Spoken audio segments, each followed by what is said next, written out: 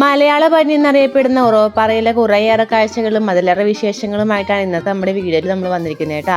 അപ്പോൾ നമ്മൾ തൊടുപുഴ മൂലമറ്റ റോഡിൽ നിന്ന് ഒരു 3-3.5 കിലോമീറ്റർ വരുമ്പോൾ നമ്മൾ ദാണ്ടെ ഉറവപ്പാറ അമ്പലത്തിന് അവിടെ ഇത് നടന്നു പോകാനുള്ളവർക്കാണെങ്കിൽ ഇവിടെ വണ്ടി നിർത്തിയിട്ട് നടന്നു പോകാം. ഇനി വണ്ടിക്ക് പോകാനുള്ളവർക്കാണെങ്കിൽ കുറച്ചും കൂടെ ഫ്രണ്ടിലോട്ട് നിന്ന് കഴിയുമ്പോൾ നമുക്ക് നല്ല കുത്തനെയുള്ള കയറ്റമുണ്ട്. ആ വഴി നമുക്ക് വണ്ടിക്ക് പോകാം. അത് കഴിഞ്ഞ് ദാണ്ടെ ഈ ഒരു ബിൽഡിംഗ് ഉണ്ട് നമ്മുടെ അമ്പലത്തിന് താഴെയായിട്ട്. ഇവിടെ വണ്ടി പാർക്ക് ചെയ്തിട്ട് നമ്മൾ നടന്നു പോകുവാണ് നല്ലത്. തൊട്ട് മേളിൽ തന്നെയാണ് കേട്ടോ അമ്പലം, ഒരുപാട് നടക്കാനൊന്നുമില്ല. ഇവിടെ ഗേറ്റ് ഉള്ളതുകൊണ്ട് നമ്മൾ ഇന്ന് താഴെ വണ്ടി പാർക്കുകയാണ് എപ്പോഴും ബെറ്റർ. കാരണം അമ്പലത്തിലെ പരിപാടികൾ പൂജകളെല്ലാം കഴിഞ്ഞ് കഴിഞ്ഞാൽ ഈ ഗേറ്റ് ക്ലോസ് ചെയ്യും. അപ്പം നമ്മൾ അകത്ത് കയറ്റി വണ്ടി പാർക്ക് ചെയ്താൽ പിന്നെ നമുക്ക് എടുക്കാൻ ബുദ്ധിമുട്ടായിട്ട് വരും. അപ്പോൾ ഇതാണ് കേട്ടോ നമ്മുടെ മലയാള പനി എന്നറിയപ്പെടുന്ന നമ്മുടെ ഉറവപ്പാറ അമ്പലം. പഴനിയിലെ പോലെ തന്നെ സുബ്രഹ്മണ്യ സ്വാമി തന്നെയാണ് ഇവിടെ പ്രതിഷ്ഠ. കൂടാതെ പഴനിയിലെ പോലെ തന്നെ നല്ല ഹൈറ്റിലും പാറയുടെ പൊക്കത്തൊക്കെ ആയതുകൊണ്ടായിരിക്കും ഒരുപക്ഷെ നമ്മുടെ പഴനി എന്നുള്ള പേര് നമ്മുടെ ഈ ഉറവപ്പാറ അമ്പലത്തിന് വന്നത് കേട്ടോ.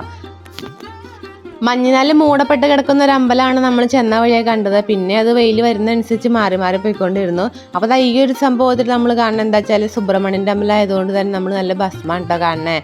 അപ്പോൾ അവർ പ്രത്യേകം തരേണ്ട ആവശ്യമില്ല, നമുക്കിതിൽ നിന്ന് എടുക്കാം, തൊടാം.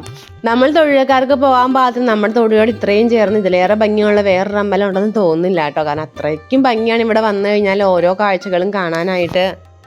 വനവാസകാലത്ത് ഇവിടെ വന്ന പഞ്ചപാണ്ഡവർ അവർക്ക് പ്രാർത്ഥിക്കാൻ വേണ്ടി പണിത ഒരു അമ്പലമാണ് ഇതെന്നും പിന്നെ അതിനെ ചുറ്റിപ്പറ്റി കുറേയേറെ കഥകളും ഇവിടെ ഉണ്ട് കേട്ടോ. അപ്പോൾ അതൊക്കെ നമുക്ക് വരും വഴിയിൽ കാണാം. അപ്പോൾ ഇതാണ് നമ്മുടെ അമ്പലത്തിൻ്റെ ബാക്കിൽ നിന്നുള്ളൊരു വ്യൂ. നമുക്ക് അമ്പലത്തിനുള്ളിൽ കയറാണ്ട് നമുക്ക് സൈഡ് വഴി നമുക്ക് വേണമെങ്കിൽ ഇങ്ങോട്ട് വരാം കേട്ടോ.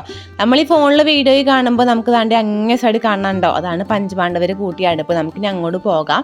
നമ്മൾ ഈ ഫോണിൽ കാണുമ്പോൾ ഇത് വളരെ ഒരു നേരിയൊരു പാറയാന്ന് കഷ്ണമാണെന്ന് തോന്നുമെങ്കിലും വളരെ നീണ്ടെടുക്കുന്ന ഒരു സ്ഥലമാണെന്ന് തോന്നുമെങ്കിലും അങ്ങനെയല്ല, നല്ല വീതിയായിട്ട് നമുക്ക് നല്ലപോലെ സുഖമായിട്ട് നമുക്ക് നടന്ന് അപ്പുറം എത്താൻ പറ്റും. അപ്പോൾ അമ്പലത്തിൻ്റെ അവിടെ ബാക്കിൽ നിന്നാണെങ്കിൽ ഒരു ഗേറ്റ് ഒക്കെ ഉണ്ട് കേട്ടോ. പക്ഷെ അതൊരു ക്ലോസ് ചെയ്തിട്ടേക്കാം. മേ ബി ഇങ്ങോട്ട് ഒത്തിരി ആൾക്കാർ വരാണ്ടിരിക്കാൻ വേണ്ടിയാന്ന് തോന്നുന്നു.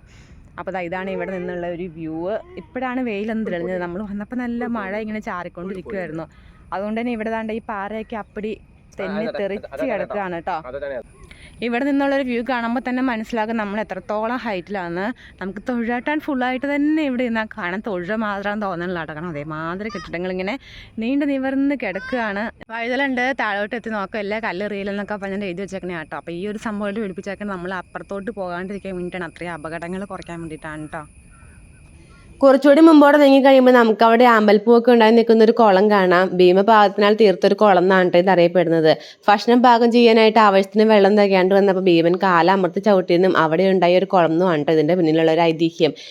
ഏതു വറ്റാത്ത കുളം വറ്റിയാലും എത്ര കൊടും വേനലാണെങ്കിലും ഇതുവരെ വറ്റിയിട്ടില്ല എന്നുള്ള ഒരു പ്രത്യേകത കൂടി ഭീമൻ തീർത്ത ഈ ഒരു കുളത്തിനുണ്ട് കേട്ടോ. അവിടുത്തെ പ്രകൃതി ഭംഗി ആസ്വദിച്ച് നിൽക്കുന്ന ആ ഒരു ടൈമിൽ കണ്ട പുല്ലിന് വരെ ഭയങ്കര ഭംഗി തോന്നിയത് എനിക്ക് മാത്രമാണെന്ന് അറിയില്ല കേട്ടോ. അതിൽ നിന്ന് 2 പുല്ലും പറിച്ച് കൈ പിടിച്ച് പിന്നെയും നമ്മൾ മുമ്പോട്ട് നീങ്ങുകയാണ്. കാരണം നിങ്ങൾ അടുപ്പ് കാണിച്ചു തരണ്ടേ. അപ്പോൾ ദാണ്ടെ ആ കാണുന്നതാണ് കേട്ടോ പഞ്ചപാണ്ഡവർ കൂട്ടിയ അടുപ്പ്. നമ്മളതിൻ്റെ അടുത്തേക്ക് ചെല്ലുമ്പോൾ പഞ്ചപാണ്ഡവരുടെ അടുപ്പെന്ന് അതിലൊരു പാറക്കഷ്ണത്തിന്മേലെ എഴുതി വെച്ചിട്ടുണ്ട് കേട്ടോ. സാധാരണ അടുപ്പ് ഓർമ്മ വരുമ്പോൾ 3 കല്ലാണ് പെട്ടെന്ന് മനസ്സിലായിട്ട് ഓടി വരുന്നെങ്കിലും ഇവിടെ 5-6 കല്ലൊക്കെ വെച്ചിട്ടാണ് കേട്ടോ പഞ്ചപാണ്ഡവർ അടുപ്പ് സെറ്റാക്കിയിട്ടുള്ളത്. പിന്നെ ദാണ്ടെ അതിൻ്റെ അടുത്തായിട്ട് നമ്മുടെ ഈ പുളി ഇല്ലയോ, എന്ത് പുളിയാണ്, ചെമ്മീൻ പുളി എന്നൊക്കെ പറയുന്ന പുളികളൊക്കെ ആയിട്ട് കുറേ നിൽക്കുന്നുണ്ട്. പുളിയൊന്നുമില്ല, പുളിയുടെ ചെടിയുണ്ട്. നമ്മളപ്പോൾ ആദ്യം അപ്പുറം നിന്നപ്പോൾ ഇപ്പുറം കാണിച്ചു തന്നല്ലോ. അപ്പോൾ അതാണ്ട് ഇപ്പുറം നിന്നപ്പോൾ നമ്മൾ അപ്പുറം കാണിച്ചു തരാണ്ട് അതാണ് നമ്മൾ അമ്പലം. ആ മൂലയ്ക്ക് കാണുന്ന ആ കുഞ്ഞു സംഭവം ശരിക്കും കാണത്തൊന്നുമില്ല ഇതിനകത്ത് വീഡിയോക്കകത്ത്. അപ്പോൾ ഇപ്പം നമ്മൾ കടന്നു പോകണം നമ്മൾ അടുപ്പിൻ്റെ ഉള്ളിൽ കൂടെയാണ് കേട്ടോ. അടുപ്പിൻ്റെ ഉള്ളിൽ വിറകല്ലൊന്നും ഇല്ലെങ്കിലും കുറേ ചില്ല് കഷ്ണങ്ങൾ കിടക്കുന്നുണ്ട്. ആളുകൾ ബ്രാൻഡിയൊക്കെ കുടിച്ചിട്ട് പൊടിച്ചിട്ടൊക്കെയാണെന്ന് തോന്നുന്നു. നമ്മൾ സൂക്ഷിച്ച് നടന്ന് നമ്മുടെ കാല് പോകും. കാരണം അമ്പലത്തിൽ കയറി വരുന്നൊരാൾ അമ്പലത്തിൽ നിന്ന് ഇറങ്ങി വരുന്നൊരാൾ ഉറപ്പായിട്ടും കാലിൽ ചെരുപ്പ് കാണില്ലല്ലോ. അപ്പോൾ നമ്മൾ നോക്കി ഇങ്ങോട്ട് നടന്നില്ലെങ്കിൽ നമ്മുടെ കാര്യം അതോ ഗതിയാകും. അതിന് മാത്രമുള്ള കുപ്പിച്ചില്ലുകൾ നടുക്ക് കിടക്കണ്ട കേട്ടോ. അപ്പോൾ അതിൻ്റെ മുമ്പിൽ നിന്നുള്ള വ്യൂ ആണ് ഇപ്പം ഈ കണ്ടുകൊണ്ടിരിക്കുന്നത്. അപ്പം ഈ ഒരു ഗ്യാപ്പിലായിരിക്കും അവരവരുടെ പാത്രങ്ങളൊക്കെ വെച്ച് സെറ്റാക്കി കുക്കൊക്കെ ചെയ്ത്. പണ്ടോട്ട് നമ്മൾ കേട്ട് വളർന്നിട്ടുള്ളൊരു കാര്യമാണല്ലോ. എത്രത്തോളം സത്യമാണ് അങ്ങനെയൊന്നും നമുക്കറിയത്തില്ല. അപ്പം എന്തായാലും നമുക്ക് തിരിച്ചു പോകട്ടെ. കാരണം ഇവിടെ ഒറ്റൻ്റെ നിന്ന് ശരിയാവില്ല. കാരണം ഞാൻ തന്നെയാണ് ഇങ്ങോട്ട് ഇറങ്ങി വന്നത്. നല്ല തെന്നലായതുകൊണ്ട് നിച്ചൂസും താണ്ടേ അവിടെ തന്നെ നിൽക്കുകയാണ്. നമ്മൾ തൊഴിൽക്കാർക്ക് വരാൻ പറ്റിയ ഒരു ബ്യൂട്ടിഫുൾ പ്ലേസ് ആണ് കേട്ടോ ഇത്. നമുക്കിത് അമ്പലത്തിനെ ടച്ച് ചെയ്യാണ്ട് വരാം. അതായത് അമ്പലത്തിന് സൈഡിൽ കൂടെ കയറി വരാം. ഇപ്പം നോൺ ഹിന്ദുസിനൊക്കെ ആണെങ്കിൽ നമുക്ക് അമ്പലത്തിൽ കൂടെ കയറി വന്നില്ലല്ലോ. അപ്പോൾ അമ്പലത്തിന് ടച്ച് ചെയ്യാണ്ട് നമ്മൾ ആ സൈഡ് വഴി തന്നെയാണ് നമ്മൾ വരാനുള്ളത്. നമ്മളിപ്പോൾ അമ്പലത്തിൽ നിന്ന് ലെഫ്റ്റ് സൈഡിൽ നിന്ന് ഒരു സ്റ്റെപ്പ് ഉണ്ട്. ആ സ്റ്റെപ്പ് ഇറങ്ങിയിട്ടാണ് ഇങ്ങോട്ട് വന്നത്. അപ്പോൾ അതുവഴി അല്ലാണ്ട് നമുക്ക് പോകുമ്പോൾ കാണിച്ചു തരാൻ വഴി. അപ്പോൾ സൈഡ് വഴി നമുക്ക് ടച്ച് ചെയ്യാണ്ട് വന്നാൽ നമുക്ക് ഇത്ര ബ്യൂട്ടിഫുൾ ആയിട്ടുള്ള ഈ ഒരു വ്യൂ കാണാൻ പാകത്തിന് ഇവിടെ എത്തിപ്പെടാം കേട്ടോ. ഒത്തിരി ആൾക്കാരാലൊന്നും പ്രശസ്തമായിരിക്കില്ല എന്ന് തോന്നുന്നു ഈ ഒരു പ്ലേസ്. കാരണം എനിക്ക് തോന്നുന്നു അമ്പലങ്ങളായതുകൊണ്ട് തന്നെ വലിയ ടൂറിസ്റ്റ് പ്ലേസ് എന്നുള്ള രീതിയിലല്ലല്ലോ, ഭയങ്കര ക്യാം ആൻഡ് ക്വയറ്റായിട്ട് നല്ല ഈ ഒരു ഇത്രയും ഹൈറ്റിലായിട്ട് ഈ ഒരു തൊടുപുഴ വ്യൂ മൊത്തമായിട്ട് ഒരുമിച്ച് കാണാൻ പാകത്തിനുള്ള ഒരു പ്ലേസാണ്. ഞങ്ങൾ വന്നപ്പോൾ നല്ല മഞ്ഞായിട്ട് അവിടെ ഒന്നും കാണത്തില്ലായിരുന്നു കേട്ടോ, കാരണം അവിടെയൊക്കെ നല്ല മഞ്ഞായിരുന്നു. ഇപ്പം വെയിൽ പയ്യെ തെളിഞ്ഞതുകൊണ്ട് നമുക്കെല്ലാം കാണാം. 500 മീറ്റർ ഉയരത്തിൽ സ്ഥിതി ചെയ്യുന്ന ഒരു പാറയിലാണ് നമ്മളിപ്പോൾ നിൽക്കുന്നതെന്ന് പറഞ്ഞാൽ നമുക്ക് വലിയ അതിശയം തോന്നാനില്ല. കാരണം അത്രത്തോളം വ്യൂ ആണ് നമുക്ക് ഇവിടെ നിന്ന് കാണാൻ പറ്റുന്നത്. ഉപ്പും കുരുമുളകുമാണ് ഈ ഒരു അമ്പലത്തിലെ പ്രധാന വഴിപാടെന്ന് നമ്മളോട് ചോദിച്ചപ്പോൾ നമുക്ക് മനസ്സിലാക്കാൻ പറ്റിയിട്ടുണ്ട്. പിന്നെ നമ്മൾ ഇറങ്ങി വന്നത് അമ്പലത്തിൻ്റെ സൈഡിലുള്ളതാണ്ട് ഈ ഒരു സ്റ്റെപ്പിൽ കൂടിയാണ്. അപ്പോൾ ഈ ഒരു സ്റ്റെപ്പ് ടച്ച് ചെയ്യാനായിട്ട് നമുക്ക് ഈ റോട്ടിൽ കൂടെ തന്നെ നേരെ നമുക്ക് പാറയിലോട്ട് പോകാം കേട്ടോ. അമ്പലത്തിനോട് ചേർന്ന് അതിൻ്റെ സൈഡിലായിട്ട് നമുക്കൊരു വലിയ താമരക്കുളം കാണാം. ഈ താമരക്കുളത്തിൽ കുറച്ച് മീനുകളും തുള്ളിക്കടിച്ച് നടക്കുന്നുണ്ട് കേട്ടോ.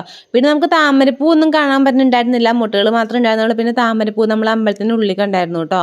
അപ്പോൾ ഇതാ ഇവിടെ നിന്നുള്ളൊരു വ്യൂ ആണ് ഇപ്പോൾ ഈ കാണുന്നത്.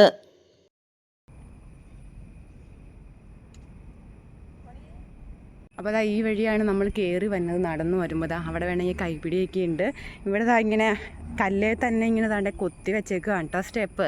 ഈ സ്റ്റെപ്പൊക്കെ കയറി നമുക്ക് താണ്ട് ഇങ്ങനെ വേണമെങ്കിൽ നമുക്ക് അമ്പലത്തിലെത്താം. പക്ഷേ നടക്കുന്നവർക്ക് ആ വഴി വരാം. പക്ഷേ എനിക്ക് തോന്നുന്നു കുറച്ചും കൂടെ ബെറ്റർ പിന്നെ നമ്മളിതൊക്കെ വണ്ടിക്ക് വരികയായിരിക്കും, നടക്കാൻ ബുദ്ധിമുട്ടുള്ളവർക്ക്. അപ്പോൾ അമ്പലത്തിലോട്ട് കയറി വന്ന വഴിക്ക് തന്നെ താണ്ട് ദർശന സമയം എഴുതി വെച്ചിട്ടുണ്ട്. സാധാരണ ദിവസങ്ങളാണെങ്കിൽ 6 മണി തൊട്ട് 10 മണി വരെ, ഞായറാണെങ്കിൽ 6 മണി തൊട്ട് 10:30 വരെ എന്നാണ് കേട്ടോ എഴുതി വെച്ചിരിക്കുന്നത്. അപ്പോൾ എന്താണെങ്കിലും നമ്മുടെ വീഡിയോ ഇഷ്ടമാകുവാണെങ്കിൽ ഒന്ന് ലൈക്ക് ചെയ്ത് നമ്മുടെ ചാനൽ ആദ്യമായിട്ട് കാണുന്നതാണെങ്കിൽ സബ്സ്ക്രൈബ് ചെയ്ത് സപ്പോർട്ട് ചെയ്യണേ.